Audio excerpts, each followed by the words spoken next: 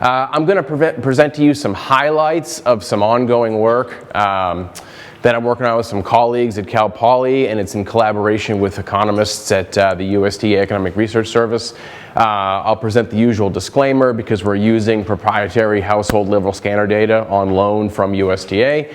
I'll just say this is, I don't know how well these pictures are coming through, this is a continuation of research that I've been working on now for 4 or 5 years, essentially looking at the intersection of diet, alcohol consumption or expenditures, and health. The idea here is that we are using household scanner level data, and I don't have a ton of time, so a bird's eye view idea of the data that we're dealing with is we have several years of very granular transaction level data for about 100,000 households all across the US, and we know everything that they purchase for at-home consumption. So food, beverages, alcohol, if it's not away from home, if it's not restaurants, we have it. And this is a continuation of applied research that's kind of looking into how do health outcomes vary depending on what people are purchasing in terms of alcohol. And I just want to get it out there right from the beginning. Again, I'd get into more detail, have more time. We are only looking at expenditures. So throughout, we're not measuring consumption. So we're looking at associations between expenditures and health outcomes under the assumption that people are consuming everything they buy. I know that that assumption encapsulates a lot. If people have questions about it when we're over, I'm happy to talk more about that. So real quick, what I want to do is I want to get into the idea that this research is predicated on the idea that not all alcoholic beverages are the same, and in particular, my colleague Mike and I have long been working under this idea. You know, we didn't create the idea, but we're digging into it that craft beer is probably better for you, probably healthier for you in moderation than most other kinds of alcohol. And why would that be?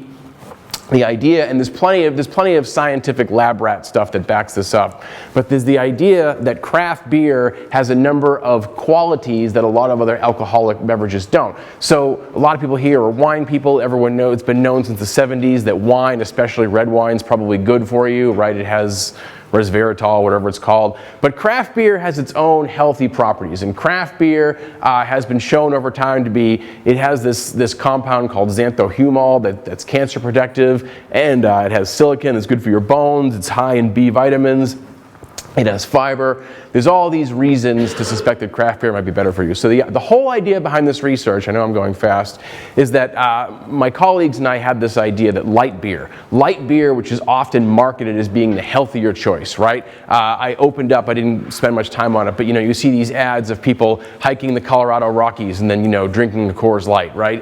Because it's lower, it's lower in alcohol, it's lower in calories, it doesn't weigh you down. And we had this idea that idea is backwards, and for 2 reasons. Our hypothesis is that light beer is actually less healthier for you than other types of alcohol, especially craft beer, because A, light beer doesn't have any or most or any of these purported health benefits of craft beer, and B, people who drink light beer are probably drinking more beer and more alcohol than craft beer drinkers and other beer drinkers. So our whole objective here is to dig into this very highly granular scanner data and to see if there's anything there. And where we're at right now is we have associations, right? We have differences across different drinker types, and the next step for this is to try to identify some degree of causality. We do not currently have that.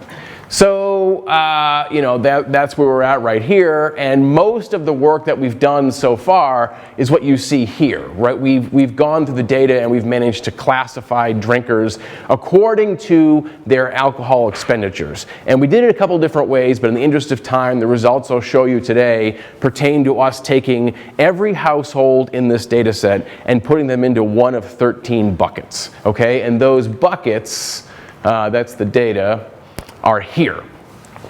So you see there's 6 categories here. There's macro beer, craft beer, malt, malt beverages, you guys know what that crap is, cider, import beers, and then other, which are just basically mix packs. So there's these 6 different categories of basically beer or beer type beverages, and for each one, so everybody's either a regular macro or a light macro, regular craft or light craft, so on and so forth, or you're a non-drinker, meaning you never purchase alcohol or you buy so little alcohol it measures out to less than 1 drink every 6 months or whatever our cutoff was. So there's 13 buckets. Every household falls into one of these 13, and that allowed us, I know I'm going fast, but I want to get to some of the more interesting results.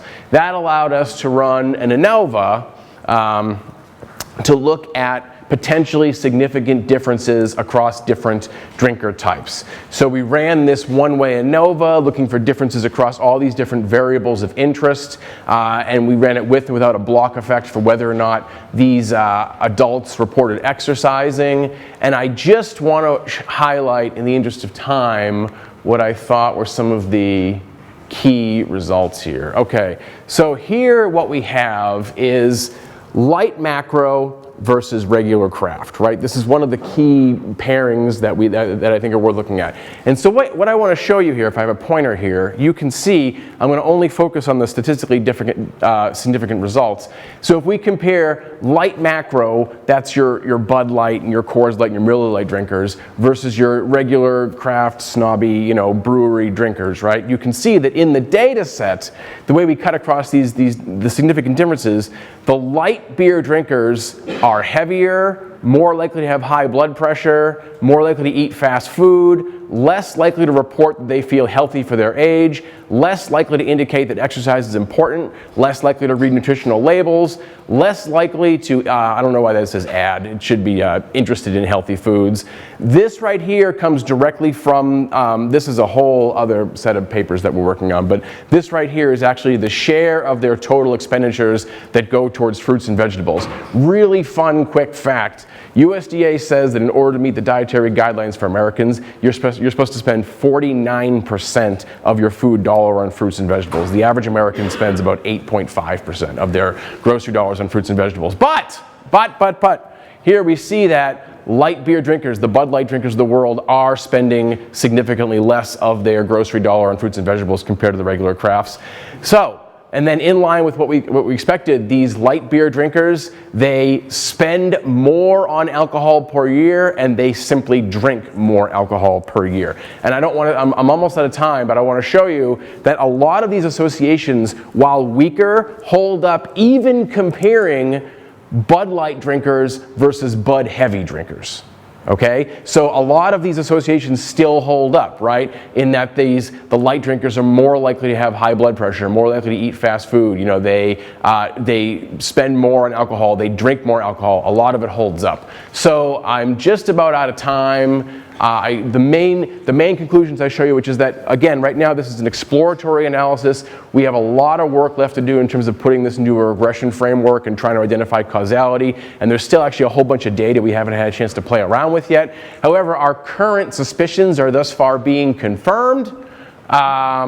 And there's much more to go in terms of maybe trying to find some switching preference, some switching behavior, and seeing how that shakes out in terms of changes in health effects. But anyway, I think I'm pretty much out of time. We're excited with what we found out so far, and I'm happy to entertain questions because this is very much a work in progress. Thank you very much.